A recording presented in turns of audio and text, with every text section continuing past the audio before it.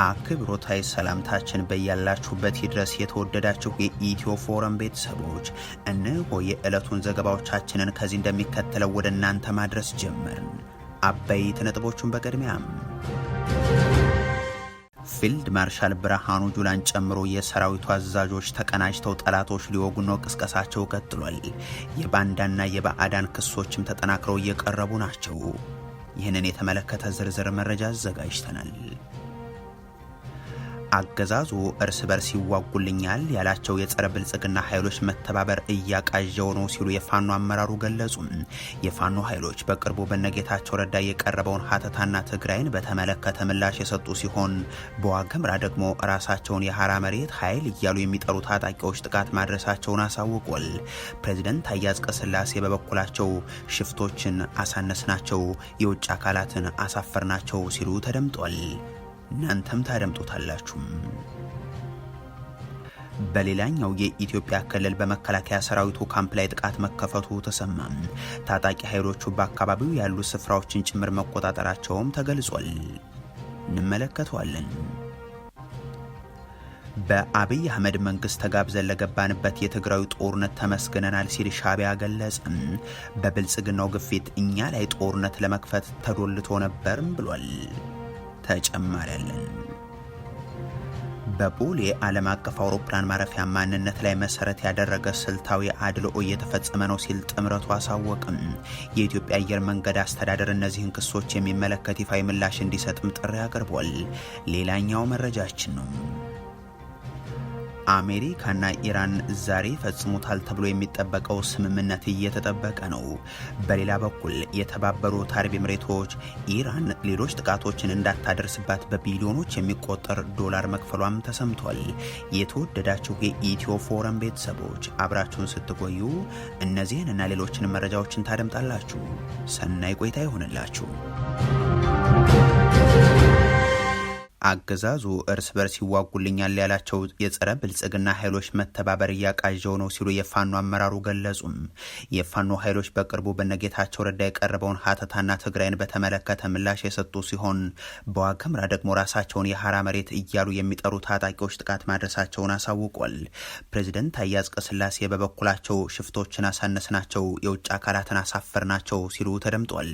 በዓለም አይን አሳፋሪ በሚል የተገለጸው በርካታ ኢትዮጵያውያን በመዝገባም ይሁን በምርጫ ሂደቱ አሊያም በውጤቱ እርባና ቢስ አድርገው የሚገልጹት የብልጽግና የምርጫ ድግስ ሊከላከሉት የወጡት እኒህ የአብይ አህመድ ተላላኪ ሹም አሁንም የሀገሪቱን ወጣቶችን ሽፍቶች እያሉ አሳነስናቸው ሲሉ ገልጸው ይህንን የምርጫ ድግስ በተመለከተ የዘገቡትን የዓለም አቀፍ የመገናኛ ብዙሃንን ደግሞ አሳፈርናቸው ሲሉ ተደምጧል።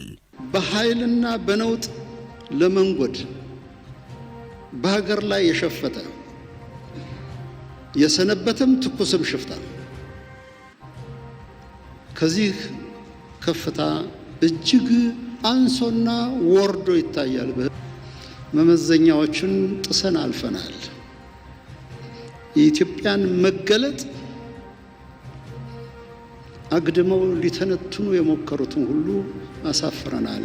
እንዲህ ያሉ ያገዛዙ ሽማምንት አሸማቀቅናቸው፣ አሳፈርናቸው፣ አሳነስናቸው የሚል ራሳቸውን በራሳቸው የማጽናናት ዘመቻ ላይ የሚገኙለት ይህ ምርጫ ግን በመቶዎች የሚቆጠሩ አውደ ውጊያዎች የተከፈተበት እንደነበር ዓለም አቀፍ ሪፖርቶች መግለጻቸው ይታወቃል። በተለይም በአማራ ክልል ከ90 በላይ አውደ ውጊያዎች በዕለቱ መመዝገባቸውን አክሌድ ገልጾም ነበር። ከዚህ ድግስ በኋላም በክልሉ የሚደረጉ ውጊያዎችና የሚፈጸሙ ጥቃቶች በመጠን ቀንሰው ቢታዩም አሁንም መሰል ጥቃቶች እየተመዘገቡባቸው ያሉ አካባቢዎች ግን አሉ። የፋኖ ኃይሎች በሰሜን ሸዋ ዞን ሀገረ ማርያምና አረርቲ ከተማ፣ በማዕከላዊ ጎንደር አርማጮ ፈንድቅ አካባቢም በሚሊሻ አባላት ላይ ጥቃት ደርሰዋል ሲሉም በሸዋ ቀጠና ሰረር ኩላና ቱቲ ከተሞች ጠንካራ የተኩስ ልውውጥ ማድረጋቸውንም ይፋ አድርጓል። ከሰሞኑ የተኩስ ልውውጥ ከተመዘገበባቸው ስፍራዎች መካከል በክልሉ ዋግምራ ዞን ሐሙሲት አካባቢ ያለው እንደሚገኝበት ጠቅሰው ራሳቸውን ራሳቸውን የሐራ መሬት ኃይል ብለው የሚጠሩ የትግራይ አማጺ ኃይሎች ካገዛዙ የጸጥታ አካላት ጋር ሆነው ተሳትፏልም ይላሉ። እነዚህ በብልጽግናው መንግስት የሚደገፉት ኃይሎች ወደ ሐሙሲት ከባድ መሳሪያ ተኩሰው ነዋሪዎች ላይ ጉዳት አድርሰዋል በማለትም ከሷል።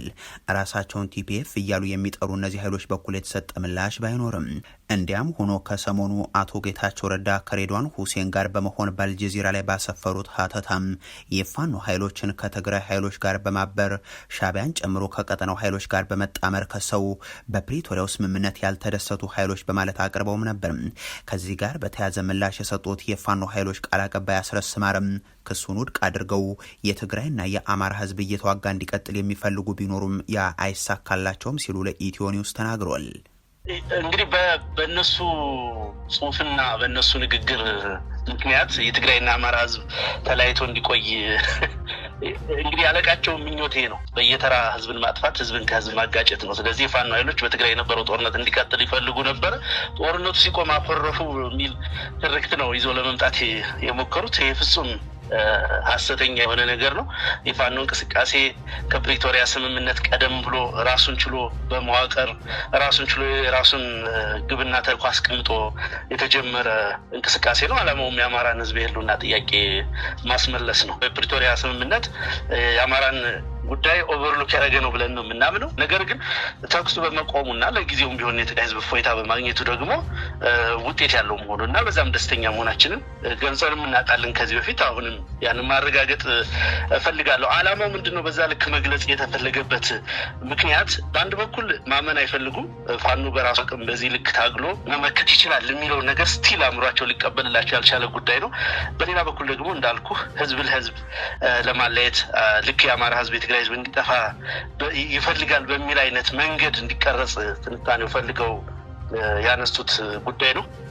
የብልጽግናው አገዛዝ ጽምዶ እያለ የሚያቀርበውን ክስ ፋኖ እንደማያውቀው ያነሱት አመራሩ፣ ነገር ግን ይህ አገዛዝ ከተወገደ በኋላ ሌላ ጦርነትና ግጭት በሀገሪቱ እንዳይኖር ቀጠናውም እንዲረጋጋ ትብብሮች ያስፈልጋሉ፣ ንግግሮችም አሉ ብለዋል።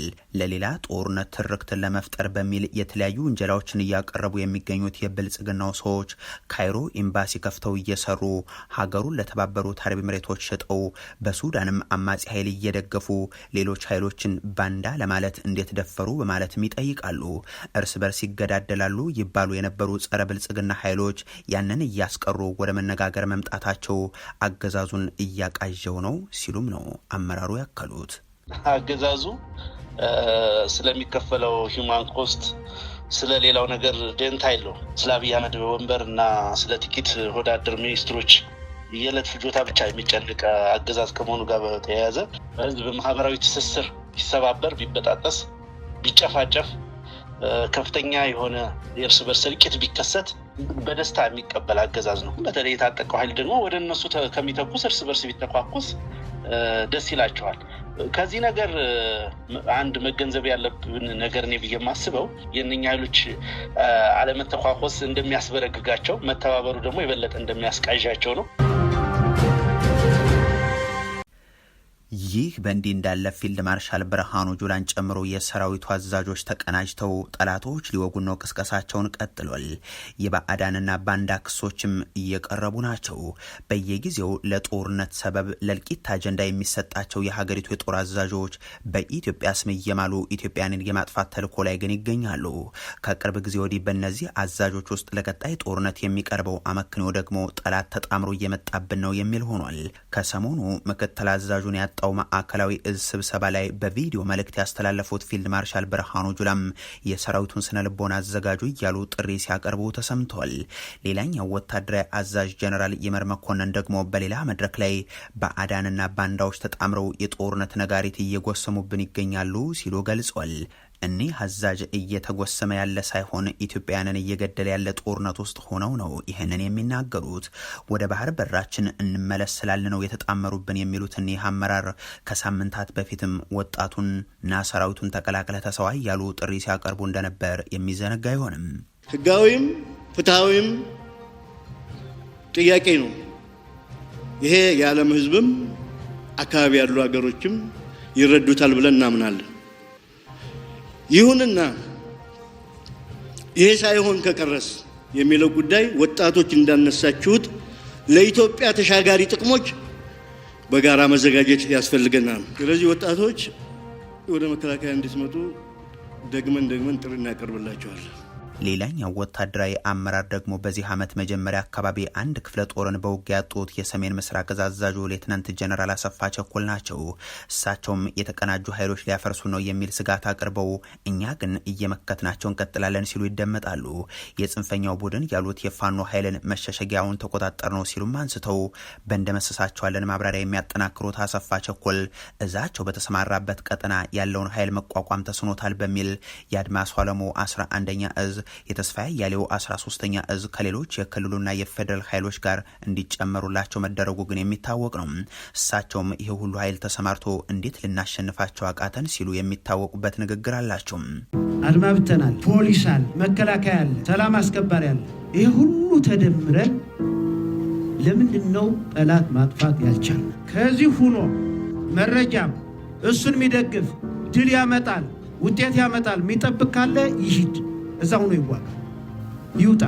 የሆነው ሆኖ ባለፉት ተከታታይ ቀናት በሰራዊቱ አዛዦች ዘንድ የሚቀርቡት እነዚህ ማብራሪያዎች ይህ ላለፉት ተከታታይ ዓመታት በማያባራ ጦርነትና ተከታታይ ጥቃቶች በሀገር ውስጥ ለአላስፈላጊ መስዋዕትነት የተዳረገ የድሃ ኢትዮጵያን ስብስብ የሆነው ሰራዊት ሌላ ጦርነት እየተዘጋጀለት እንደሆነ የሚያመላክት ሆኖ ተወስዷል።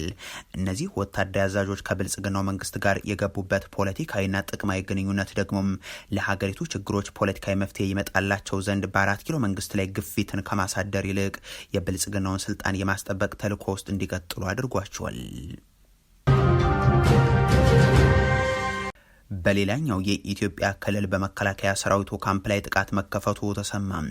ታጣቂ ኃይሎቹ በአካባቢው ያሉ ስፍራዎችን ጭምር መቆጣጠራቸውም ታውቋል። ሀገሩን የጦርነትና የጦረኞች ያደረገው የብልጽግናው አገዛዝ ሰራዊቱን በየአካባቢው እያዋገው ነው። የእርስ በርስ ጦርነቶችን እየቀሰቀሰ ማርከት አጠቅ ሲል የነበረ ይህ አገዛዝ አሁን እነዚህ በርካታ ትጥቆች ወደ ራሱ የዞሩበት ሁኔታም ተፈጥሯል። የአማራና ጋምቤላ ክልሎች በኮማንድ ፖስት የሚተዳደሩበት ሁነት ትግራይ ከቁጥጥር ውጭ የሚገኝበት ከፊል ኦሮሚያን በተመሳሳይ መንገድ ላይ ያለበትም ሀገር ሆኗል። ትናንት ደግሞ ብልጽግና ሌላ የውጭ ሰራዊት ጭምር የሚሳተፍበት የጦርነት ክልል ባደረገው ቤንሻንጉል ጉሙዝ ክልል የመከላከያ ሰራዊቱና ሌሎችም የክልሉ የጸጥታ ኃይሎች ካምፕ ላይ ጥቃት መፈጸሙ ሰምቷል። ይህ ጥቃት የደረሰው ደግሞ በክልሉ ሸርቆሌም የቤንሻንጉል ነጻነት ንቅናቄ በተባሉ ታጣቂ ኃይሎች በኩል ነው። ጥቃቱን ተከትሎ በነበረ የተኩስ ልውውጥም ሰብአዊ ጉዳት ማጋጠሙ የተሰማ ሲሆን ታጣቂ ኃይሎችም አልቢሮ ከተማን ጨምሮ በአካባቢው ያሉ ቀበሌዎችን መቆጣጠራቸው ተሰምቷል።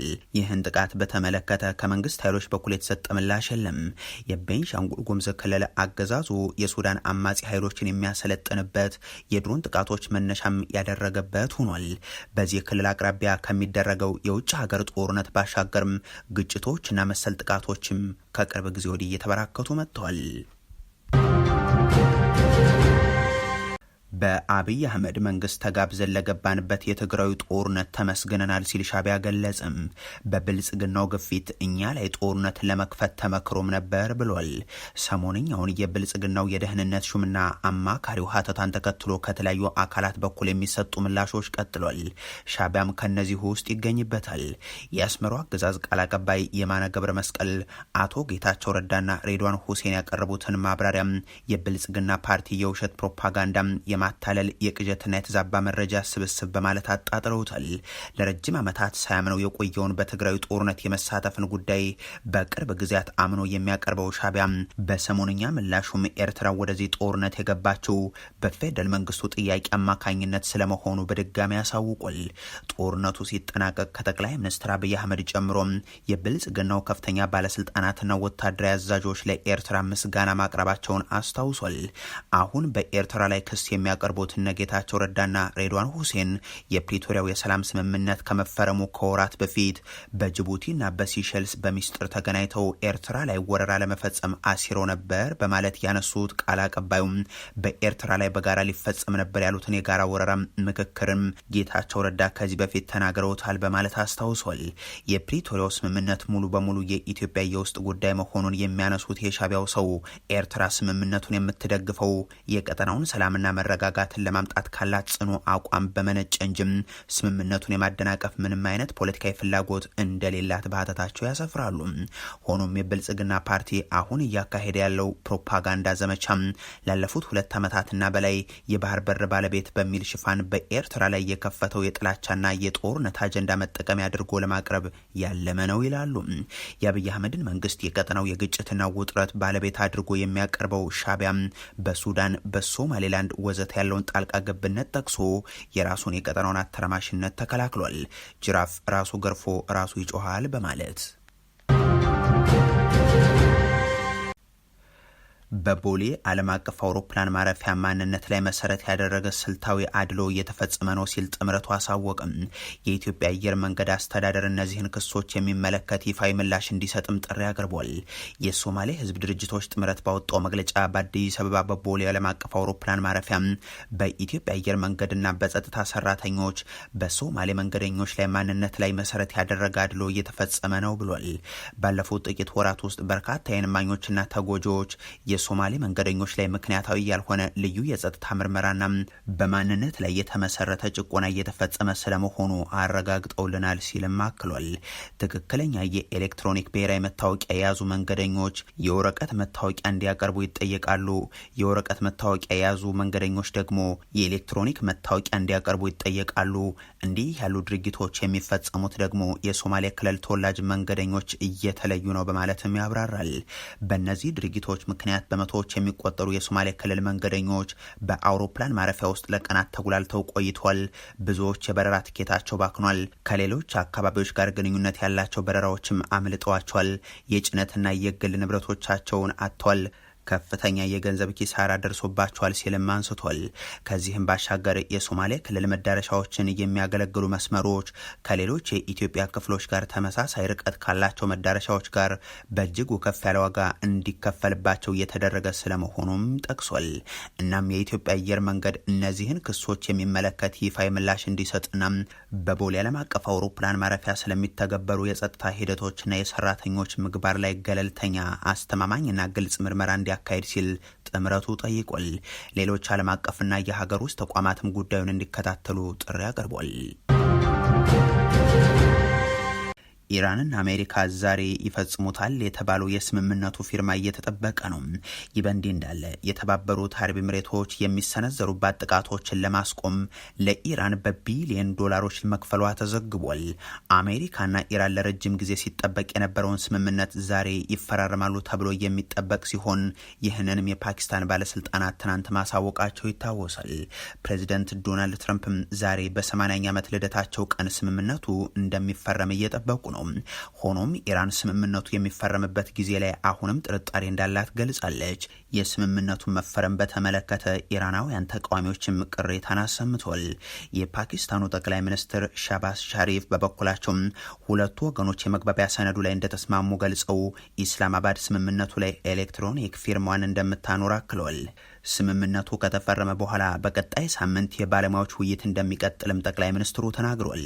ትራምፕ ስምምነቱ እንደተፈረመ በአፋጣኝ የሆርሙዝ ወሽመጥ ይከፈታል ብለዋል። ሁለቱ ሀገራት በዋናነት ያሸማገሉት ፓኪስታንና ኳታርን ጨምሮ ሌሎች ሀገራትም ስምምነቱ ላይ ይፈርማሉ ተብሎ ይጠበቃል። በመግባቢያ ሰነዱ መሰረት የተኩስ አቁሙ ለ60 ቀናት ተራዝሞ ስለ ኢራን የኒውክሌር መርሃ ግብር ድርድር ይጀምራልም ተብሏል። በሌላ በኩል የተባበሩት አረብ ኤሚሬቶች የሚሰነዘሩባት ጥቃቶች እንዲቆሙላት ለቴህራን በቢሊዮን የሚቆጠር ዶላር መክፈሏን ሮይተርስ ዘግቧል።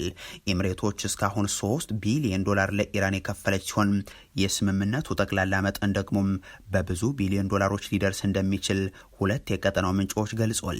ሌሎች ሁለት ምንጮች ደግሞ ለሮይተርስ ሲናገሩ ኤሚሬቶች ለኢራን የምትከፍለው ጠቅላላ ገንዘብ 20 ቢሊዮን ዶላር ይደርሳል ብለዋል። ክስተቱ አቡዳቢ እጅግ አስገራሚ በሆነ መልኩ የአቋም ለውጥ ማድረጓን የሚያሳይ ሲሆን ኢራንም ከጦርነቱ ይበልጥ ጠንክራ መውጣቷን የሚያመላክት ሆኗል ሲልም ዘገባው አትቷል።